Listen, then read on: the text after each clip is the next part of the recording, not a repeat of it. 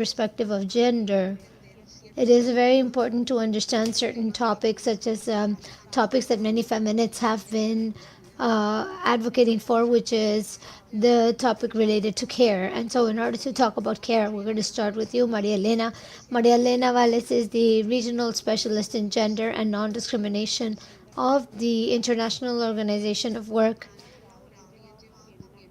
who have elaborated and also have elaborated many reports that I definitely recommend reading regarding um, the gender transition and in the gender and a just transition. So also in terms of the climate agenda as such, would you introduce and tell us why is it important, why is care important in order to go through a just transition that will contribute to close down the gaps of gender? Thank you.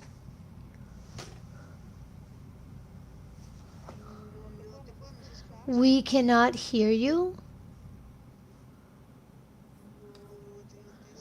I don't hear you. Can you try again?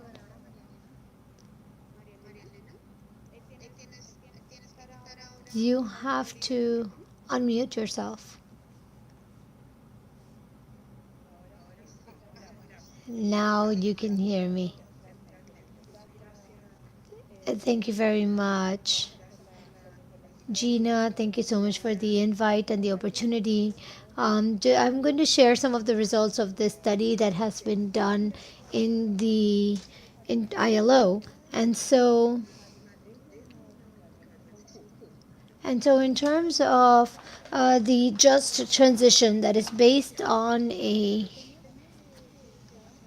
society with social justice, we need to start thinking that Latin America, its relation with climate change is not identified. And therefore, we have decided to do the exercise in terms of 5 R's.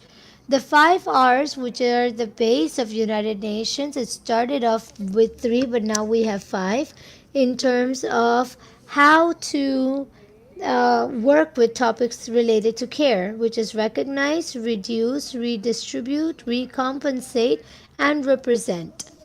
So, how do we see from the climate point of view the fact of recognition? Well, we need to recognize that care and the work of care is a fundamental component of a just transition and the role that care has, which is fundamental in order to advance in decarbonization.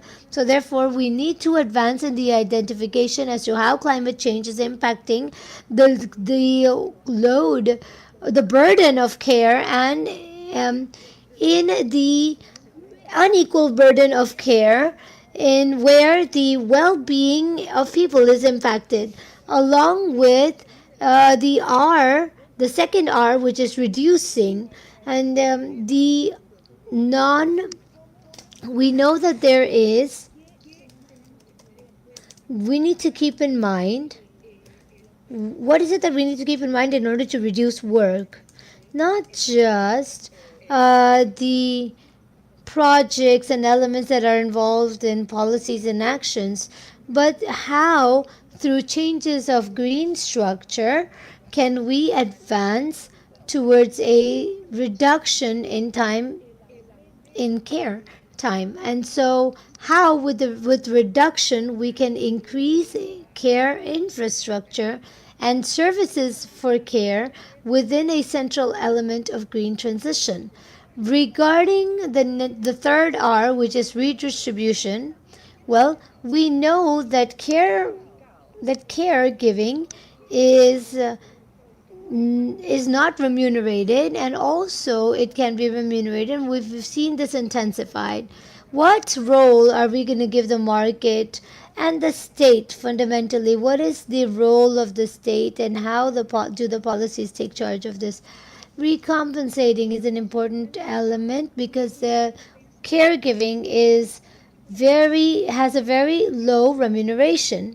And let's say if the healthcare sector is being more affected due to new demands as a product of the new diseases that are generated or the climate disasters. So let's check how this care is fundamental for the cities, and they don't. There are social policy in order to adequately compensate care. Um, this is fundamental.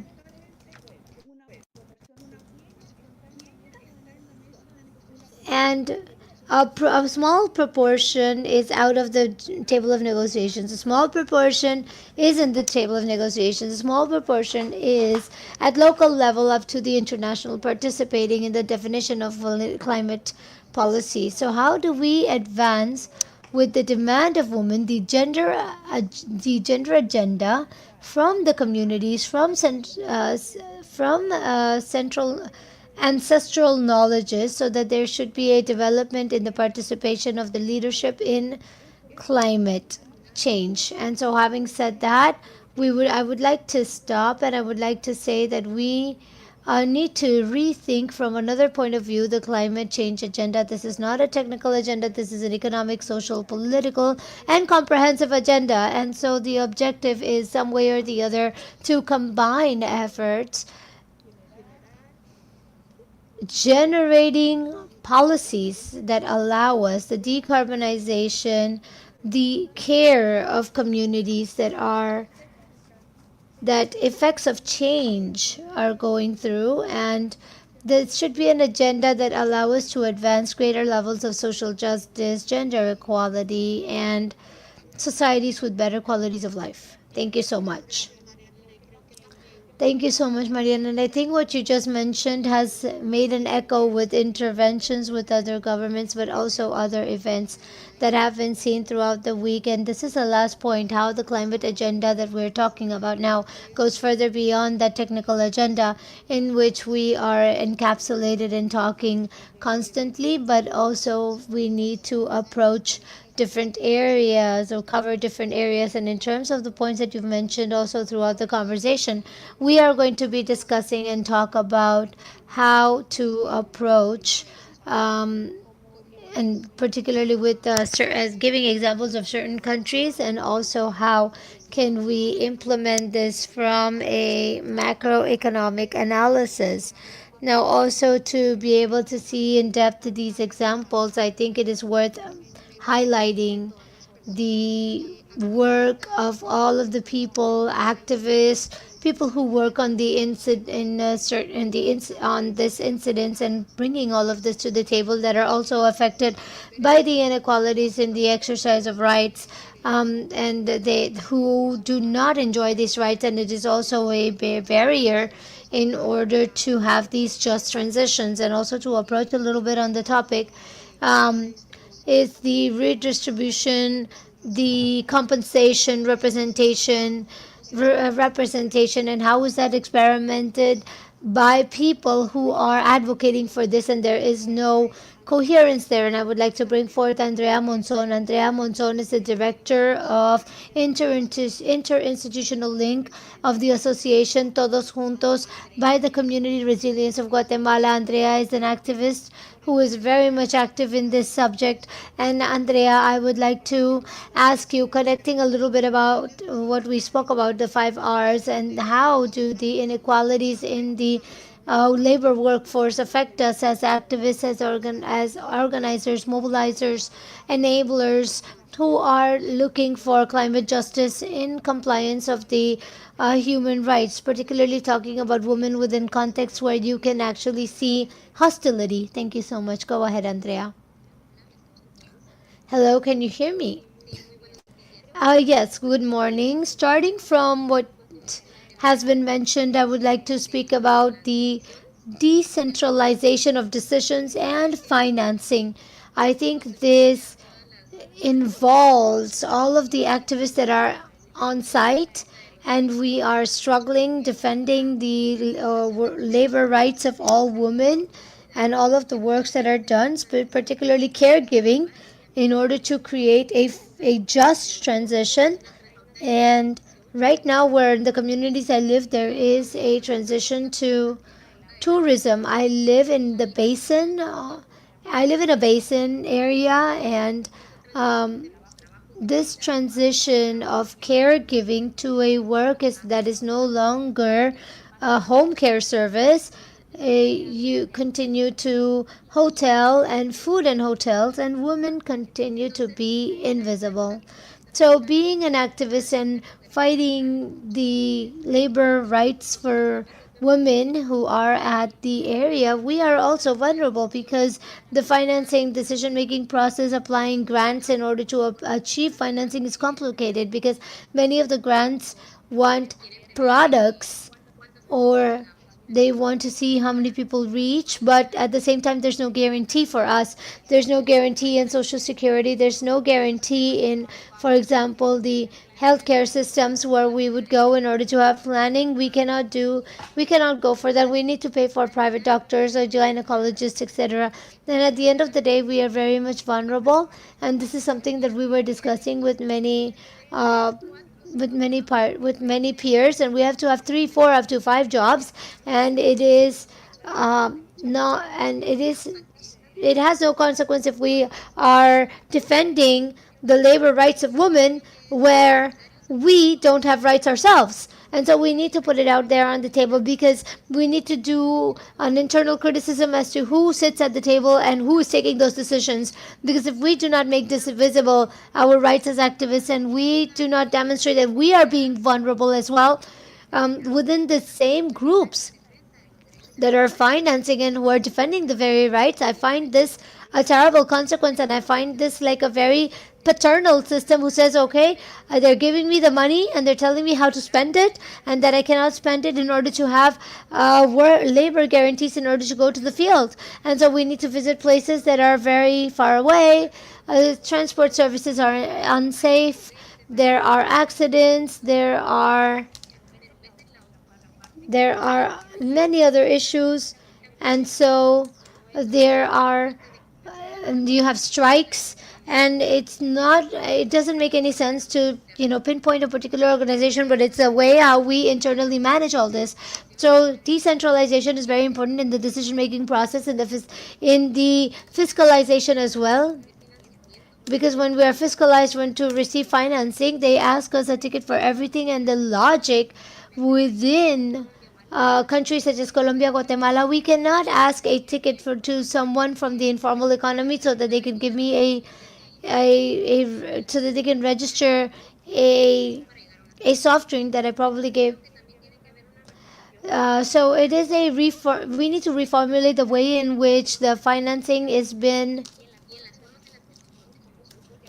in the way in which finance is disbursed, and the way that activists are working. So starting from there, just looking into just transitions in Central America, where we are giving a just where we are advocating for just transition, and biodiversity and tourism is going to grow in the next few years. I think there's a central axis at this point to turn around and see how the particularly labor interests, are going to be complied with. Thank you.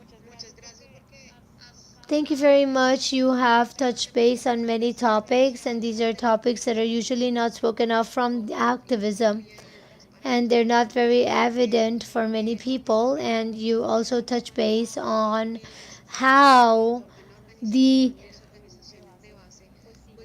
funds that are provided by many organizations are a have a particular view, very and they are very paternal, as you were mentioning. And so this is also part of an analysis. This is also a feminist analysis as to who takes this decision. How do they based on the analysis, we are always challenging the structures in order to ask us how and who. And as we go, we start learning how the decision making system is validated. And so we also, it is very important for us to see what is the focus on policy and how do governments act coherently under those principles and under these type of problems. And so from that standpoint, based on what we have spoken, in terms of what Mariana and Alejandra have been saying, um, how do we bring this to practice? What needs to be done, and how can we bring it in, how can we bring it to light unto politics? And that's why I would like to call upon Joanna. Joanna is the coordinator of implementation of the climate change division of the Ministry of Environment of Chile. The Ministry of Environment of Chile, it is also important to mention that the Ministry of Environment of Chile has their energy agenda of 2022-2026, where different cross-cutting principles are highlighted, such as human focus, gender focus, a just socio-ecological transition, and something important what they talk about is a decentralization and territorial harmony. And Joanna, thank you so much for assisting today. How do you propose Chile to advance in a just and equitable transition and adaptation to climate change? Thank you.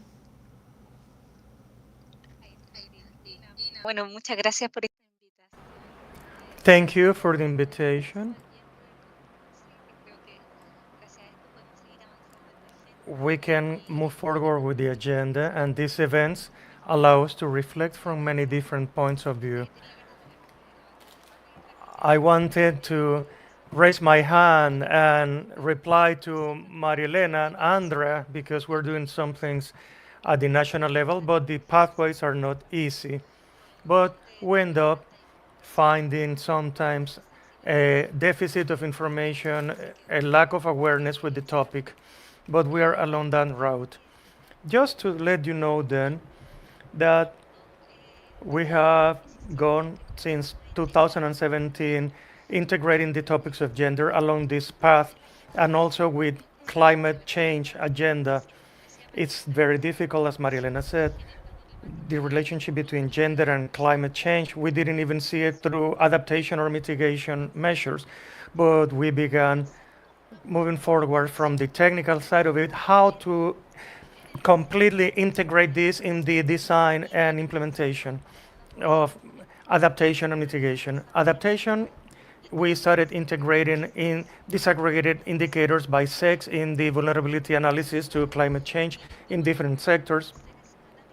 And when we began doing this deep analysis in agriculture, fishing, it's crisscrossing with this care agenda when women groups are more vulnerable because they have a higher burden of workload because of domestic work, working outside the house, higher levels of poverty, and they don't have the political representation at the community, local, and national level. So these indicators are overlapping and creating with the educational levels. We saw that too.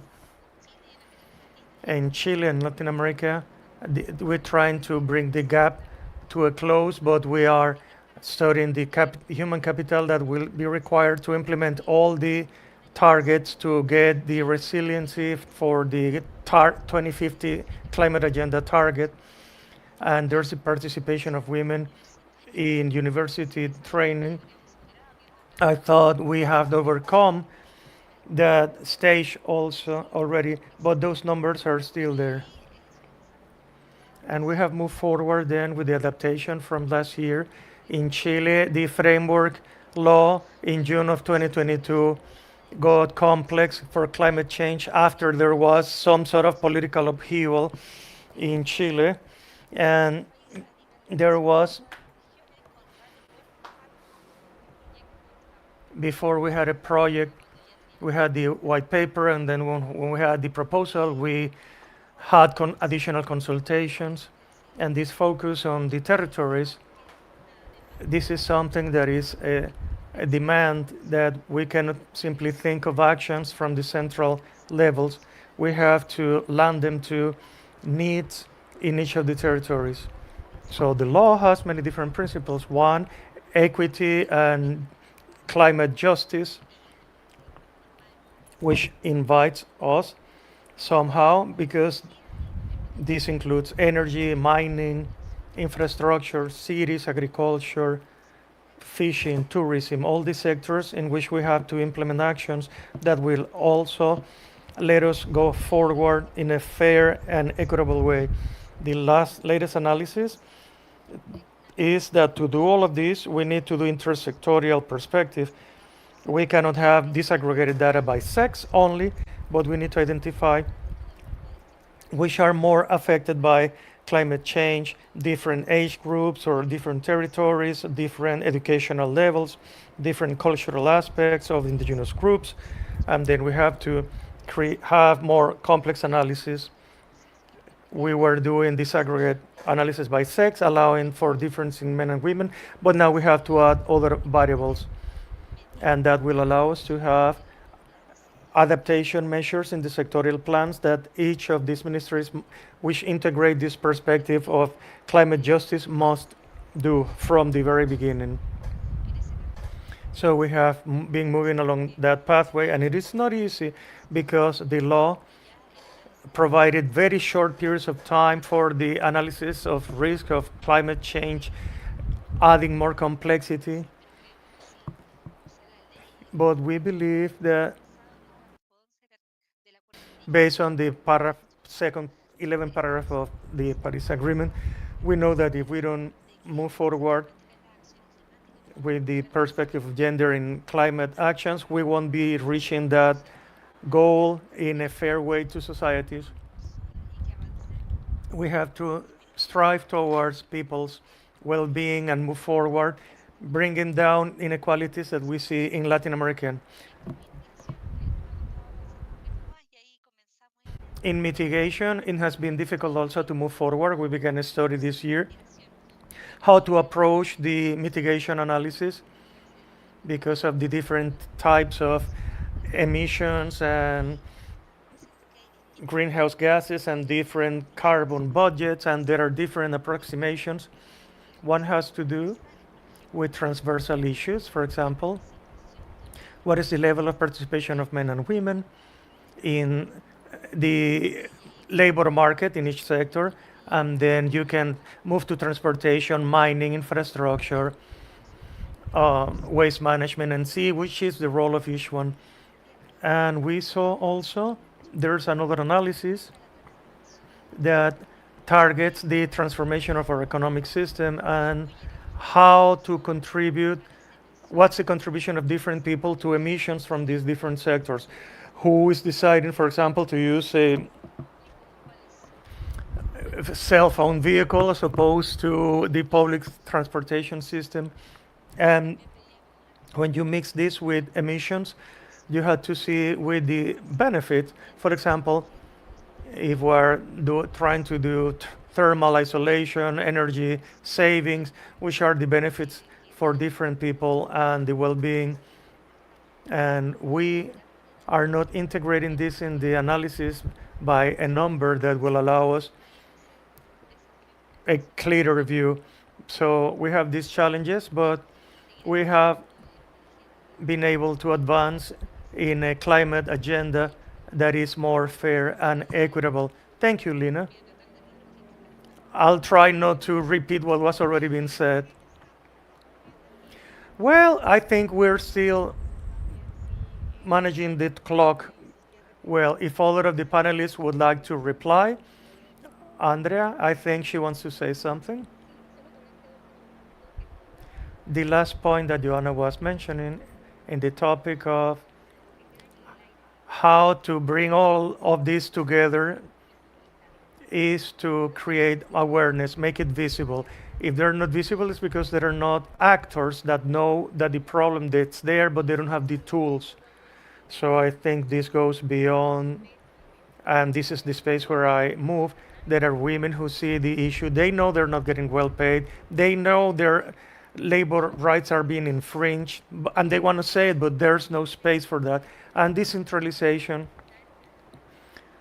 coming again for this training, educate women so that they can have in decision making spaces. So I believe it's really important to see how financing is being addressed to train these women, and the decision making doesn't have to come from the top, and it takes a long time to come down, but it should begin from the bottom up with women who are fully trained and educated, and they can address the issues. Thank you.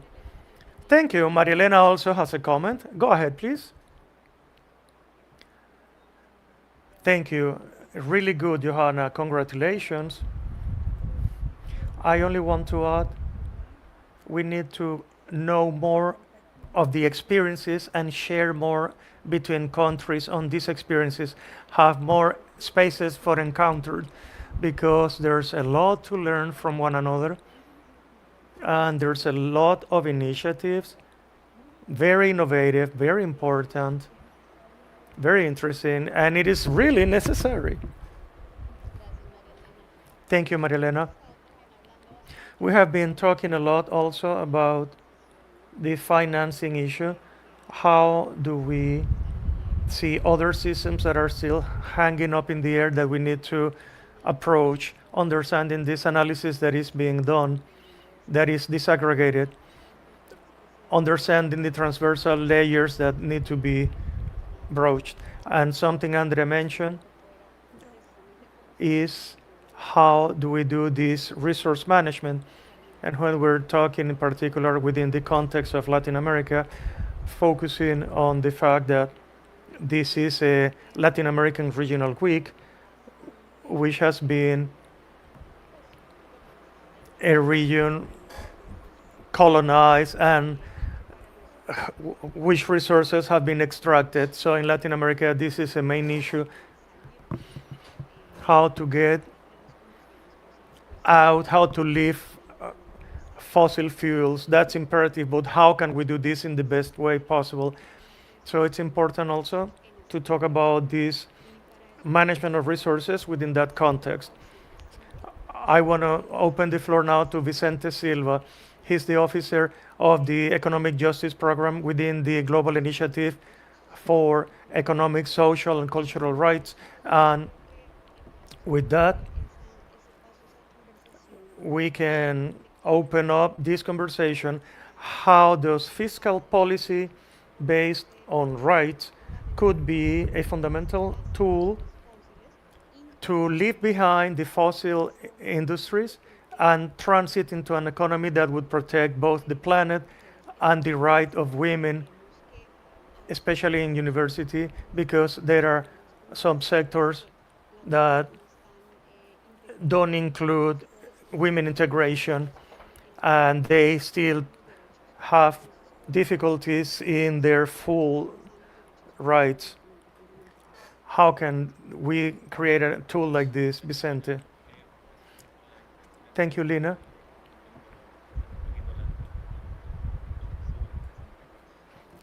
Everything being said till now is interesting, and trying to link something we have been hearing during this week here. We have heard from government, civil society, scientific community, different actors. And I know if we want to keep the temperature increase to 1.5, we need to keep the targets, and this is a critical decade because we only have 7 years left, less than 7, to tackle climate change targets. This brings us to a scale in Latin America, for example. Compliance requires a big investment, 3 to 5 GDP points with billions of dollars. These are huge amounts. Article 3.1c of the Paris Agreement talks about this obligation from the states to mobilize financing flows to be compatible with the targets. And the discussions we've heard during the week on climate financing hasn't been focused on the target of complying with the $11 billion for developing countries. And in that sense, I have a clear message. Countries globally have a historical responsibility and they have to comply with the Paris Agreement. At least that message has been heard loud and clear. However, I also believe during this week we have heard discussions to help states to improve the climate crisis and ensure human rights. And this has to do with fiscal policy. This group of instruments through which states can obtain or allocate resources, including taxation, of course. I like to focus in three elements that I believe are necessary to link fiscal policy with transition, energy transition. And these fiscal practices allow to use enough resources internationally and nationally to invest in the transition process. Therefore, through different instruments, talking about progressive taxes, heritage tax, fighting tax evasion, extraordinary taxes, extraordinary winnings on multinational companies, etc. These are traditional but fundamental tools to obtain more resources and be able to face climate crisis and guarantee rights. This, the second thing is to incentivize behaviors that help this environment or disincentivize behaviors that harm the environment. We have the green funds, incentives affecting behavior, and also tax gathering, regional taxes, carbon taxes, green taxes, deletion of subsidies to fossil fuels.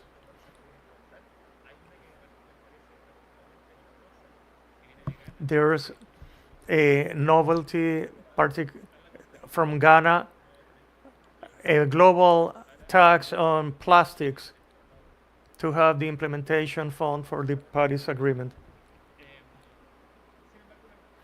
However,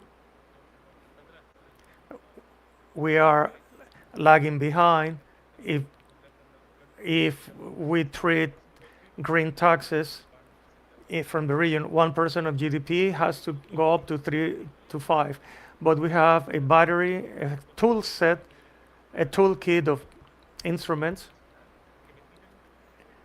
that we can increase the progression of taxes to collect more. And the third thing is why fiscal policy is fundamental to allow increasing the climate ambition of countries and help with the transition is because it provides civil society a lever that can help before the states can get more climate ambition.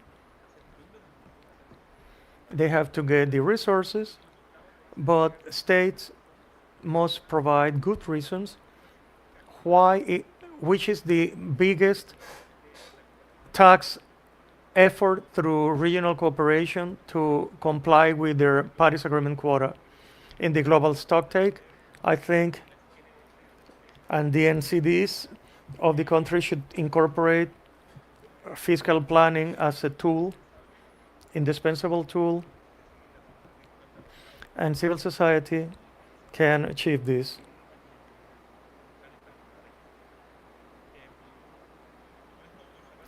And I am going to close.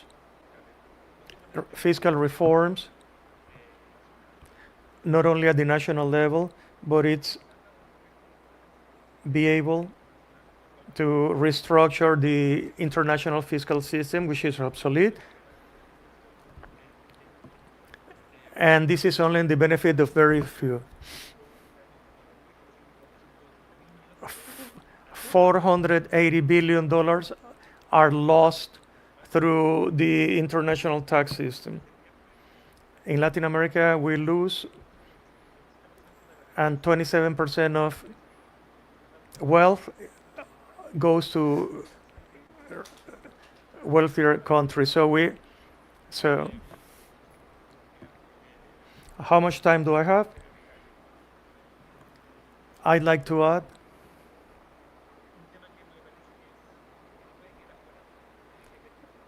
something that cannot be fiscal collections are important to finance this, and human rights. When we talk about human rights, are linked to fiscal policy. We're not only doing this at the national level of the states, international taxation. Human rights not only represent these obligations, and it's useful, but it has the added value to expand the social support to climate demands, and it has the capacity of giving legitimacy in Latin America to a reform to the financial global system.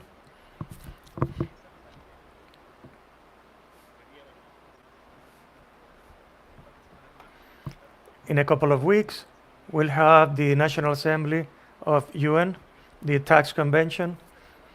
It's a relevant agenda, and we need to link with the climate obligations and the feminist agenda, the climate fiscal agendas align. They have a big strength, and it's going to generate the conditions to have better sustainable growth. Thank you. Thank you, Vicente.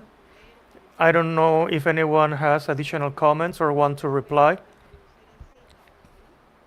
Marilena, unmute yourself, please.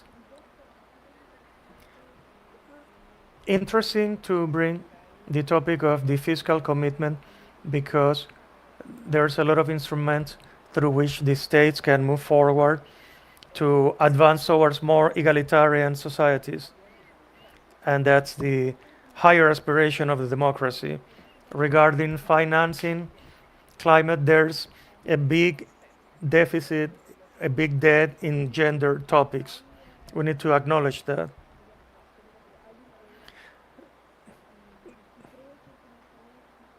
And I believe financing is important. We need to specify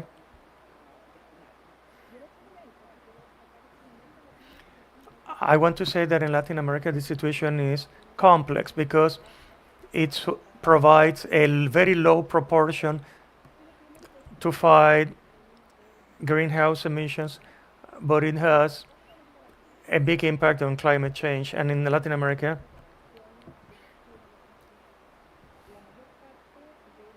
the largest contribution of emissions comes from agriculture and the change of soil use.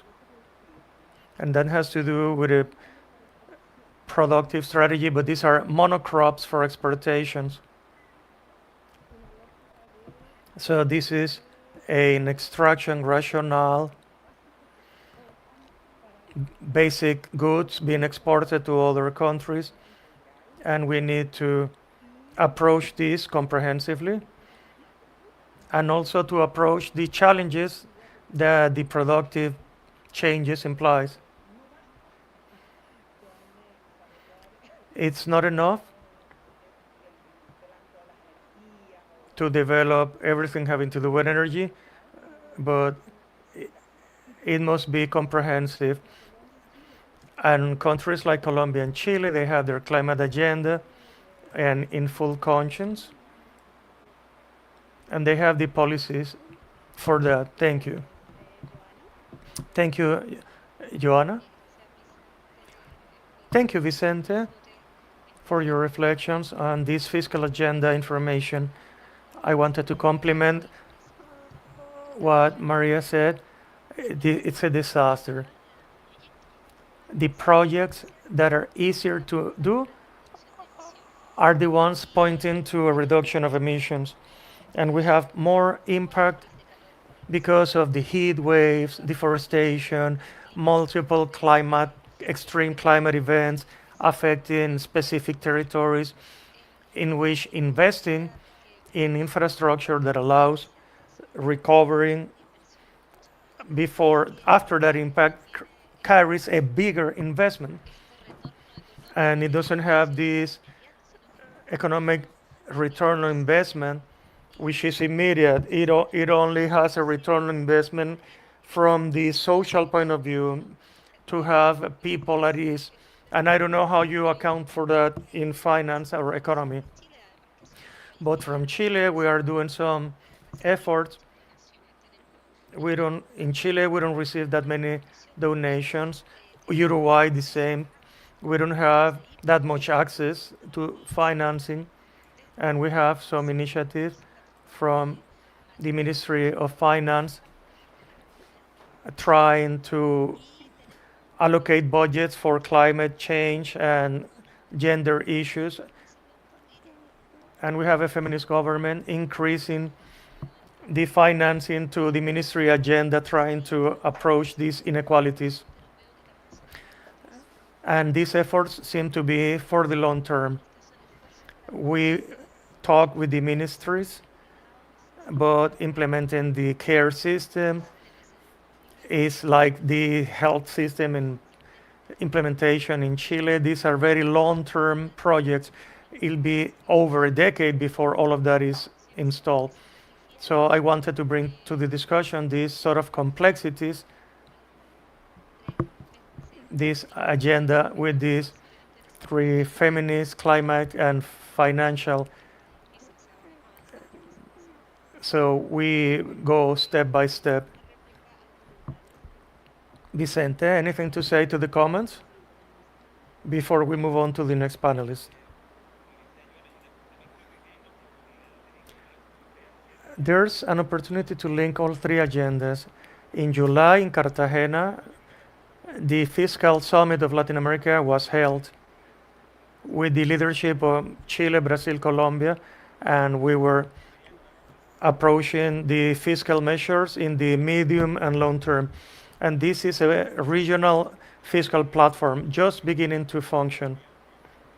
And Colombia and Chile is well positioned in this platform for the Treasury Department, and it had a high potential to mix these agendas. And maybe the commitments of the agenda is to increase the green taxes.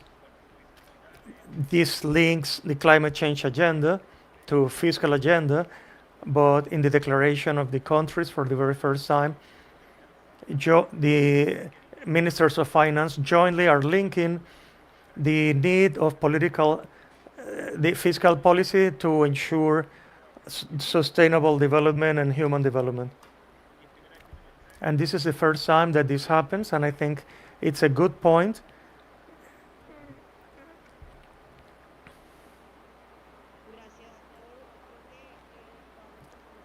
Thank you. All the people who are online are understanding a lot of how dynamics are being developed in the region. And then opening the space for the next panelist, I reflect on the different organisms being discussed, this influence or this responsibility that the global north have because of their extraction-based system. Like Marilena mentioned, what's next is the rationale of exports from fossil fuels, but also what happens in the agricultural sector, because at the end of the day, what remains in the country, what does the region keeps for themselves, that capitalist route that keeps increasing more those points in the GDP, but is not measuring, like Joanna mentioned, that reach in well-being, in health. And in the end, what are we looking for? Why are we here? We're here to achieve a more dignified life from any point of view. That's what we want. And the ecologic question that the northern countries have with regions like Latin America, that is huge, but it's also very forward because the external debt that our countries have because of a sequence of colonial structures which is illegitimate diminishes the fiscal space so that countries can start investing in climate actions as well as the production of public services from education, transportation, and other activity centers.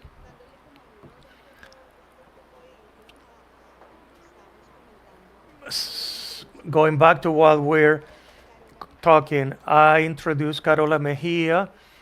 She is a climate analysis on the in Latin Red, and she is an expert. And with her, I like to talk about the issue of debt because a lot of countries have mentioned this. Colombia has spoken out, among others, because it's really important that transition in Latin America is driven from climate justice, as we have discussed, but also debt justice to guarantee that it is equitable for women and for the most unfavorable groups in the region. De ser parte de este evento y muchas gracias a las panelistas. Well, I would like to mention that we are very happy to be this part of this group and this activist group, and we are living in a multiple crisis issue due to lack of action and international scaling political will. And there is a responsibility in this problem where we are also experimenting crises such as loss of biodiversity, that has been worsened with the wars, and also an increase in the level of debt. And so, particularly in the last 20 years, public debt, specifically this external debt, has been a lot affecting people who are low and mid income. And this is resulting in a greater debt in homes and care and places of care. Also, public expenses with health, environment, education, social protection, and those that are focused on resilience and climate action. Um, this is very unproportionate towards women and unprotected groups of the region. Um, and so also, we have the people who, this is one of the most unequal regions of the world. And so, the debt 3,300 million people are in, and there are approximately 60 countries that are in debt, and this is happening in Latin America and the Caribbean. And so, this is the result of, as Gina mentioned, of a unjust society.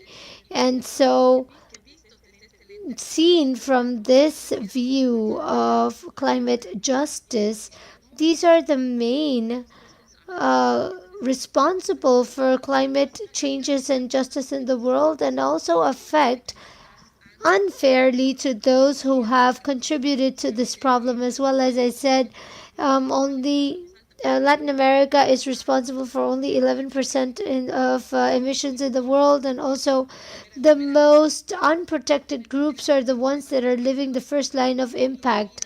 In United States, Russia, England, and Japan, many cases that own up to these financial debts, who have a very important participation in the multilateral development banks and other institutions that really take these issues at hand. And so there is a vicious cycle between debt and climate crisis. For example, understanding that a lot of the debt resembles climate change in the world. And this requires so much money, and a lot of money, to be able to recover before climate change issues that we are living with greater damages. And so, as a matter of fact, the current damages make the should be involved and covered with debt in the countries due to lack of fiscal and national resources. On the other hand, vulnerable countries to for climate change are unjustly covered higher taxes due to the risk that they have, and the debt that they are having are become more expensive. And we need to consider that due to this indicator in Latin America and the Caribbean, due to this net income, we are we are part of the majority of mid and high income. Therefore, we cannot get out of the debt, but at the same time we cannot have a constituency of this debt either. So also at the same time, the problem that links debt and climate crisis, and something that is unacceptable that we are demanding, is that 81% of the international climate change funds that are received by Latin America and the Caribbean by with this non-compliance of the it comes along with a debt. And so the poor countries are getting more poor, and thus the richer countries are getting more rich. And so how do we balance this issue out between debt and climate crisis? And so once the countries of the global south are highly in debt, then they start with their activist practices, particularly with hydrocarbons, agriculture, mining, and soya, in order to guarantee enough resources to pay their debts.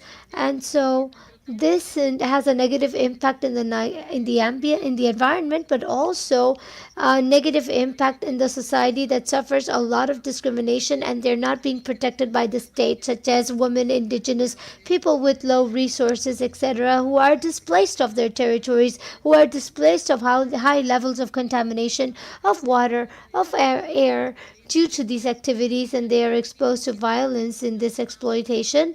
And so it's exposing the lives of the person just to be able to defend their territories, defending the lives of their family.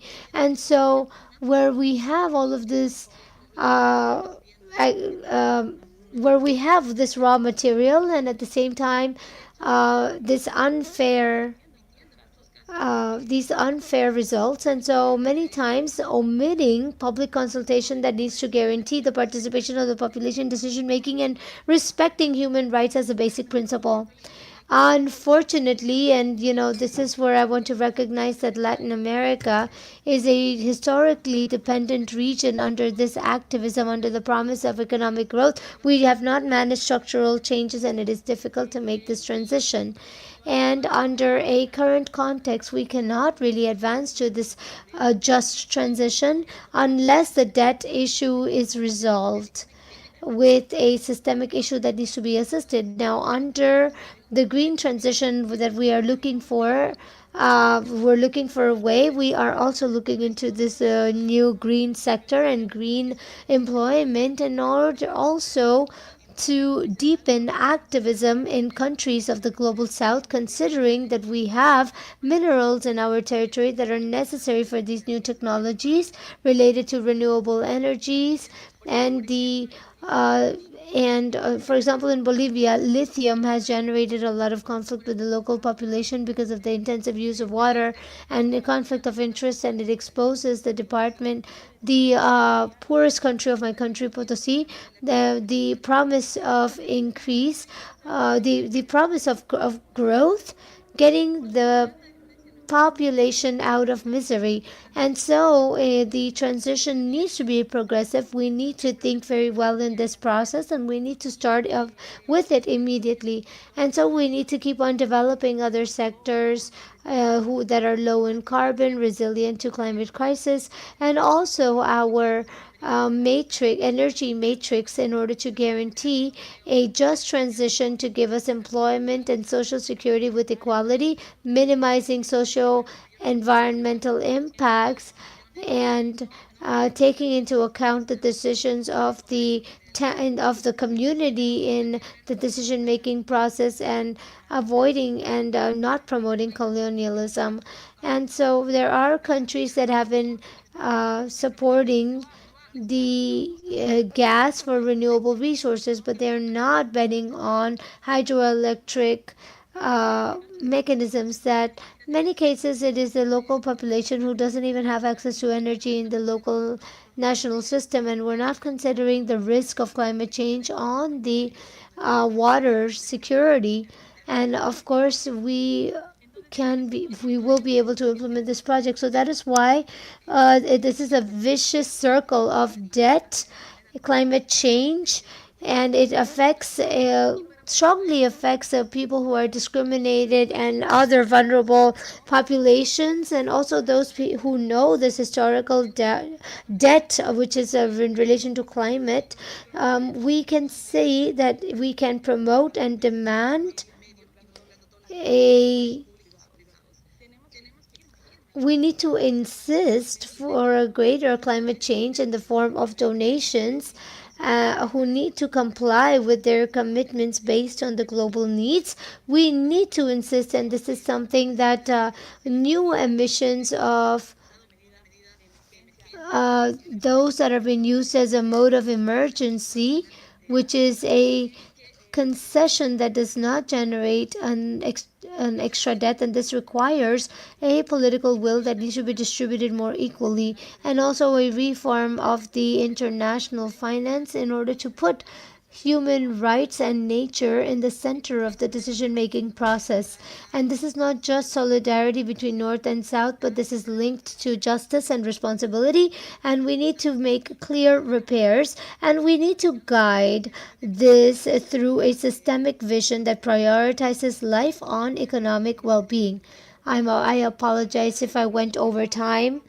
No, don't worry, we are looking at time, and many comments are coming up. Many thoughts regarding this are surging when we talk about debt, and this debt is increasing. I think it is also important to analyze and reflect the fact that this debt is not in our currency, rather, it is a debt that we need to pay in dollars or based on another currency, external currency, and whoever implies this regulation has a certain level of power. Something that is very interesting is to see how Latin American countries articulate and come together on this regional calling.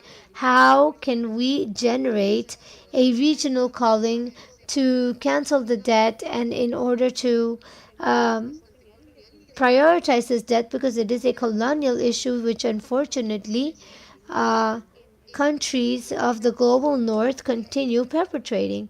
And so, what do I mean by perpetrating? I mean that a week ago, I think, the fourth meeting of the Transitional Committee was over for the funds of loss and damages. And when we saw Marrakesh and the discussions there, we spoke about Marrakesh and the discussions there, we could see how the developed countries, particularly United States, were strongly advocating so that the fund of loss and damages should be through the World Bank, whereas where they have the main vote. We know what are the stories of inequality already that World Bank has left throughout its history, and even so they continue insisting. We need to stop that. We need to be very clear on that, and we need to make sure that how at the same time the governments and the representatives of developed countries say at once and say, okay, well, we're coming here meeting, and you're already developing all of this in order to for all of this to be to be embedded in the World Bank. And so we need to see how do we provide more light to all of these institutions that are already transitioned, and it is accumulating and extracting all of these countries in the north in order to create a status quo of luxury and extravaganza. So I don't know if anybody has a message for Carola instead before giving way to the next panelist. Carola, yes. Maybe to answer the comments that you have mentioned, particularly the regional unity, which is fundamental. And I want to highlight the role of Colombia. Having a problem of debt is raising their voices. Those who are raising a multiple level of crisis and high level of debt that needs to be resolved in in a comprehensive manner, approaching all of these problems. And so, as we've spoken in the World Bank, the gap is so big with multilateral banks, and they want to put the World Bank, the one to manage the funds of damages and losses, where these banks are have been shown to be completely insufficient. They are not responding to the current crisis, and they have different objectives, and they haven't changed. And in terms of climate finance, they are give the 100% of the financing that they provide are loans, and they're very expensive loans. They're not concessional loans, and in a way that this gets given. And we need to avoid that the most affected fall in their hands, and more so that financial international institutions require a governance. How the boards of these banks are structured, and especially the IDB, where the United States, being the greatest financer, has the greatest voice and vote in this bank, because they are the ones who have the greatest amount of shares, and they are not going to be defending our interest.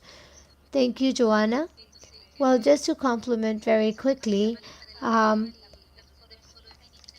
I was in the meeting of the Forum of Ministers of Latin America, the Minister of Environment in Latin America, and I think that um, every day we have a greater voice in order to join Latin America, because maybe some countries may have some or another initiatives, but it is important to reach um, the fiscal platform of United States on one end, the Ministers Forum, and on the other hand, to be more cohesive within the framework of negotiations, within the framework of United Nations, where clearly we have debilitated as a region because we're not going as a single block, rather it's different groups.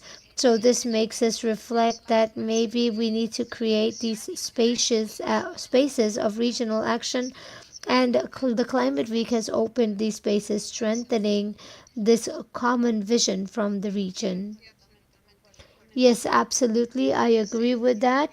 It is necessary. It is necessary to move from a regional perspective with a lot of strength, and also to finalize a little bit and reflecting well, and going back and bringing that feminist analysis, the feminist analysis and analysis of patriarchal structures that are looking for a common well-being from public structures and also democratic systems.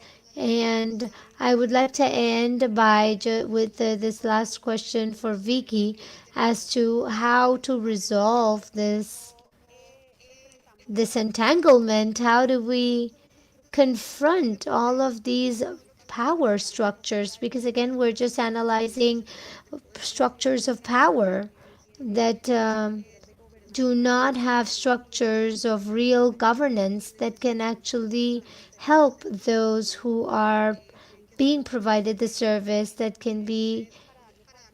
are not so coherent. So I'm going to pass the word to Maria Piroca, who is the General Director of Enta Colombia.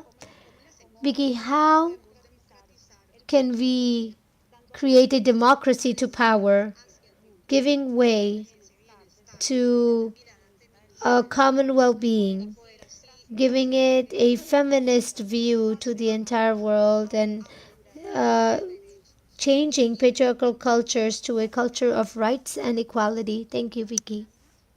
Thank you, Gina. This is a very tough question, and well, in agreement with my peers And Vicente, who has taken the word so far, in unison, we are focusing this big problem that our towns and communities are facing.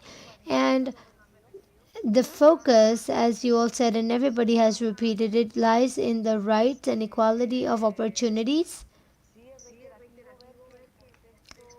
It is interesting to see that the social, political, and economic context of our countries is alarming.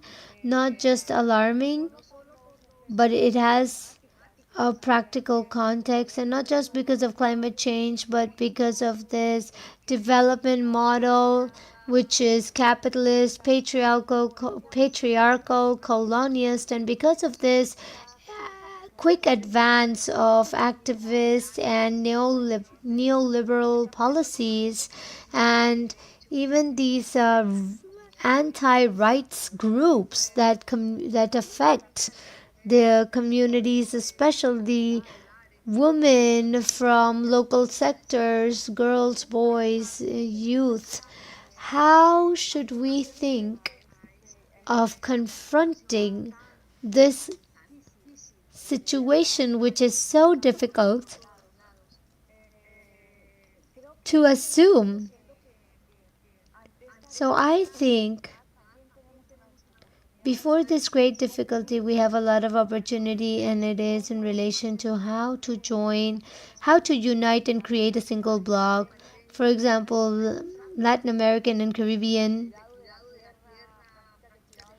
taking care of the land, the territory, common uh, assets and natural assets, how to establish these uh, this into our daily lives, in a life free of violence, especially for women and girls, and those that are focused on the principles of web, the good living, how to establish this into well-being and supporting the processes and actions that contribute to affect climate crisis, giving communities alternatives of adaptation and resilience before cruel effects of climate change, but also based on rights and equal opportunities in gender and strength, resilience, strengthening these different sectors of population, exercising their multidimensional powers of politicians, and approaching political, social, and environmental issues from their territories. I mean, truly, we have to understand that we need to join together as a region, and in order to combat the challenges of the region, and create a pathway that is inclusive and resilient, that includes all of these thematics and gender equality. I think we need to work, well, and request, well, not even request the elimination of these mega projects from our territories, and these activities such as deforestation, mining contamination, um, the agriculture effects, and hydrocarbons. This is indispensable to see how to replace policies aligned to restoring environmental policies involving human rights that allow us to have access to rights to land, the territory, common assets, and also education, health, living, livelihood, security, food security. And how do we see that all of these people that are working, men and women who live with these problems, who are in the first line, uh, and everything that has happened with the law, with the mining, how to, and also the visibilize, making visible the environmental environmental pollution and violating environmental and human rights. And so we are announcing this promotion and implementation of fake green solutions that do not constitute of real tools of transformation that should be sustainable for the environment. And we can see that there is a lack of political will of initiative and preparation of an environmental initiation, because it has been seen they take charge of the damage. They they receive the damages that have been historically damaged women, girls, um, and just continue before environmental consequences. And so I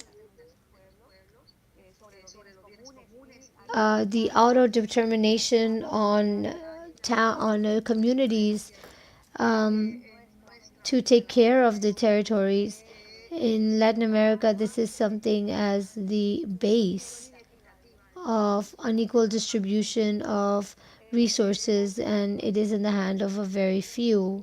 So the Escazú agreement and how to institutionalize having a base in ratifying this, the alternatives of models of that give climate solutions driven by communities and by women. And so to build trust, empathy, social justice, and which is putting at the center the valuation of the human being, democrat, democratizing all of these human aspects. And therefore we need to propose a change for this care. And this is something that Maria Elena was mentioning. And truly, we need to look for solidarity, autonomy, and socio ecological well being. And as Maria Elena said, starting from her experience in her daily life and the work of care constituting a practice of life, creating an activity in these alternative proposals. And it is a radical change to these propositions of development, and that we need to change the paradigms and try again comprehensive production models towards a logistic of sustainability that goes along, or that molds capitalize these capitalist models without leaving anybody behind. And so we need to access to an environmental justice that should be a feminist justice. And so also to let you know that in Colombia, practically from my entity, we have been accompanying processes with groups of women, for example, recycling women, who are daily giving their contributions to reducing greenhouse gas emissions, but they are completely invisible.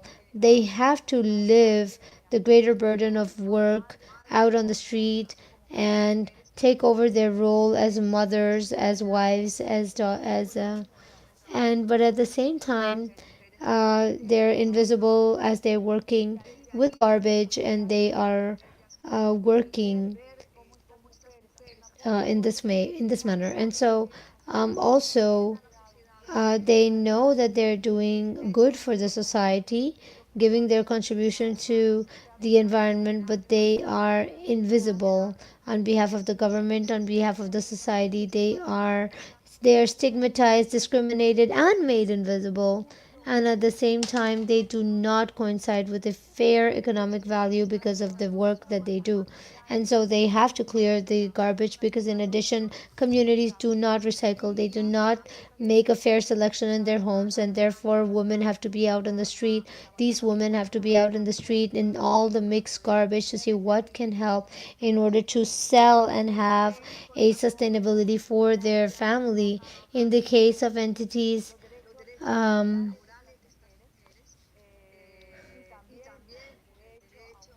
in also rights to a dignified life, trying to uh, create a pressure and a care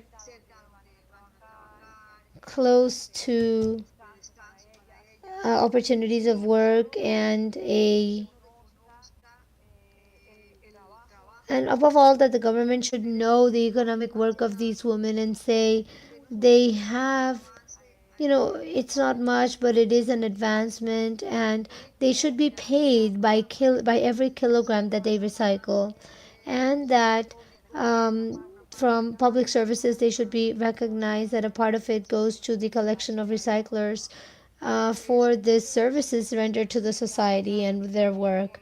This is a daily work by other civil societies that put human beings with equality of opportunity for the women that are most unfavored in the country, especially by the recycling population. Now, just to close, I would say that it is the contribution of these women is indispensable, and it contributes to a transition towards economies with zero emissions in the context of sustainable development and also eradicating poverty. And so it is also important to design strategies based on economies, and this is something that I have most learned this week, and I value the fact that we can have models of sustainable mobility with a focus on gender, valuing the role of women in the economy of work, and to create a circular economy where we can recognize the participation of women in formal and informal activities. Before the question of Gina, I think we need to unite in order to focus on human rights and integrate the perspectives of gender in the policies and plans in the countries of the region in terms of integration of gender and in all of the plans, policies, and strategies that have to do with mitigation and adaptation to climate change, and that these people should be included in spaces of climate change with this adaptation and mitigation. And so I would leave it there. Thank you.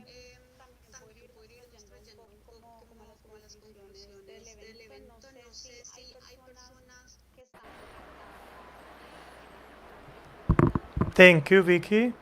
If anyone online has any questions for the panelists,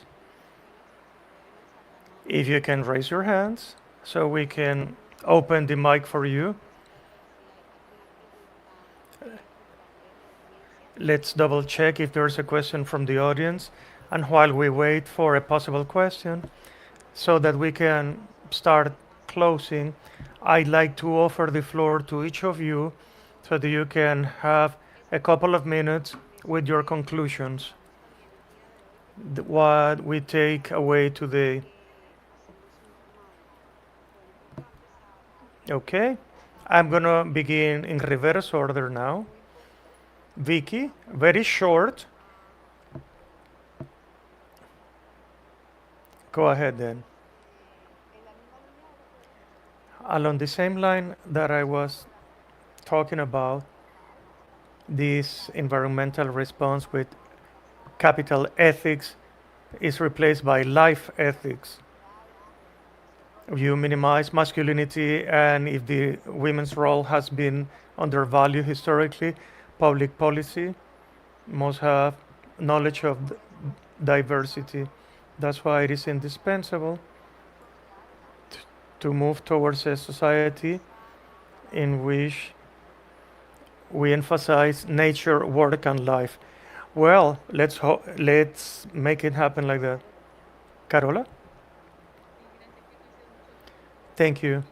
I was thinking a lot of what Vicky was saying, and all the development models we see are completely unsustainable. We're approaching the point of no return very fast. And those who have suffered discrimination more than others, there's an urgent need for developing these plans. But we have to be careful of those false solutions. From the civil society, we have to articulate ourselves and work jointly with the feminist groups, environmental groups, social economic groups, fiscal justice, articulating voices to demand transformation, systemic transformation and changes, not only a change because of energy crisis, but in international governance as well, so that we can center life in decision making, a respect for human rights, have justice. Justice should be the ruling principle because we are still on time, even though this is a complex situation. It also depends on us. Political will sometimes is scarce, but civil society can make the difference. Never give up. Thank you.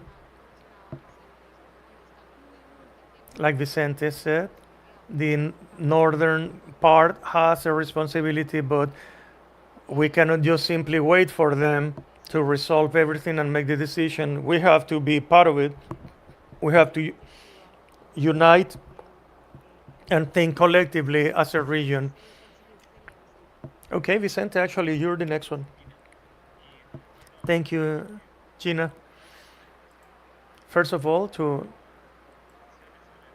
thanks for the invitation. I learned a lot from all of you on these transitions, especially from government, who are the main actors in this process, and civil society, who are accompanying the process. The topic of debt is fundamental, the role of communities for this socio-political transformation. So it's been a great pleasure to share the panel with all of you. And a brief conclusion regarding the fiscal issue.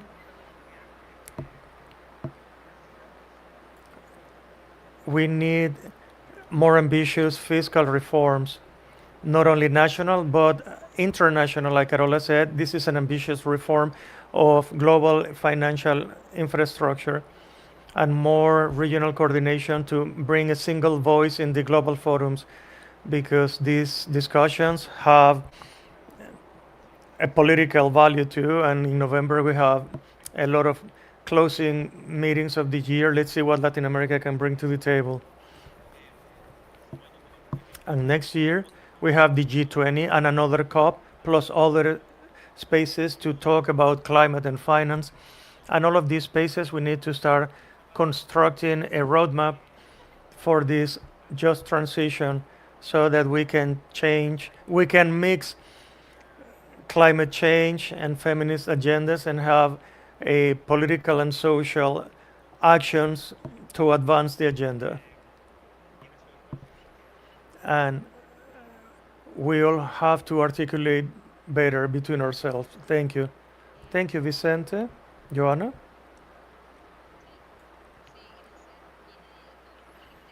Thank you, Gina, and the panelists.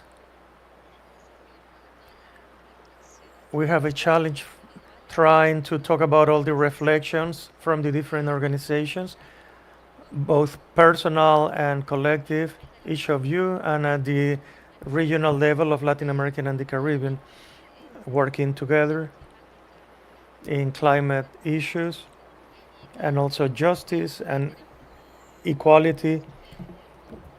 So we have a lot to digest from the current economic model and the inequalities we have in Latin America, these financial gaps, which are challenging, but we can work together as a region in a more stronger way. We can advance along the way. So these limitations have made us stronger during this week, and we have many different opportunities. And we're implementing the LACCW agreement, which also helps the different visions of people, because maybe all people could be along the same line.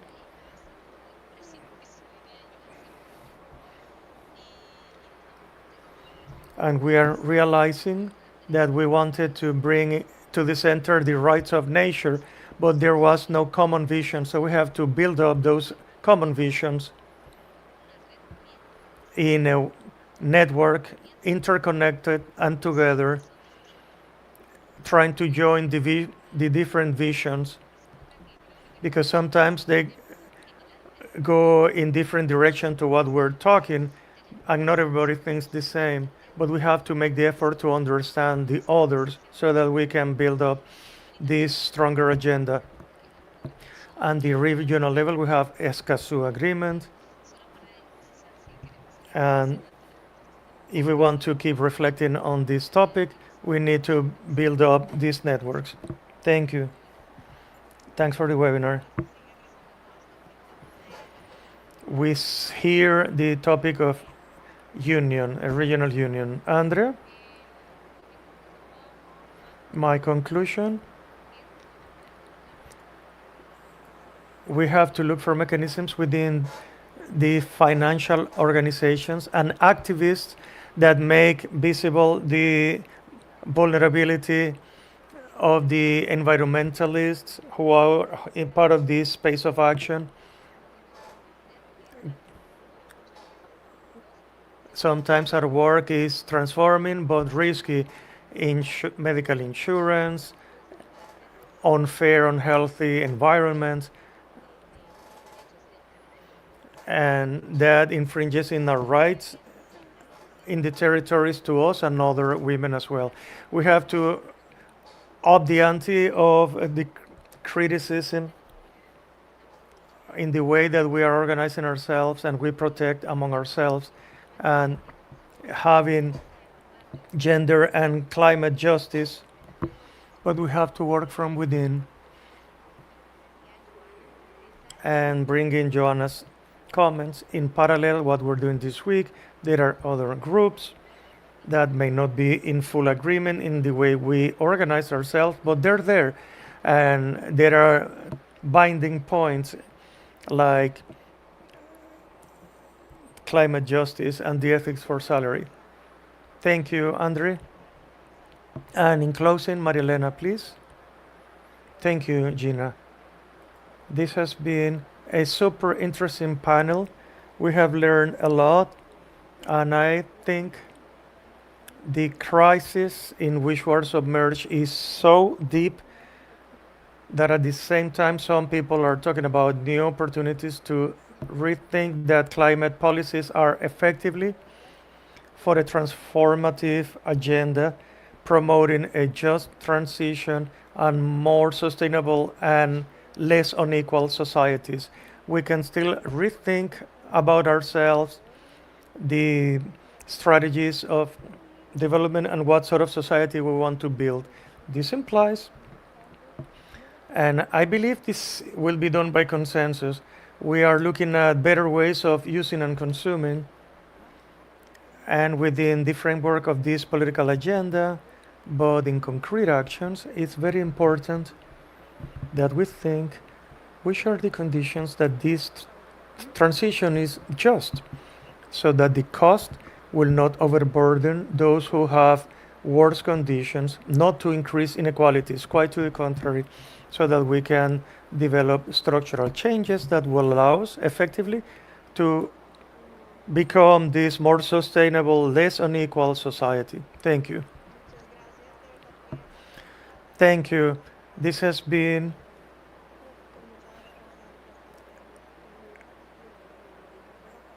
I cannot find the word for this panel, but it has a lot of reflections that we're going to take home to continue this analysis to see how we keep connecting from this diversity of organizations and communities. The idea is to get connected,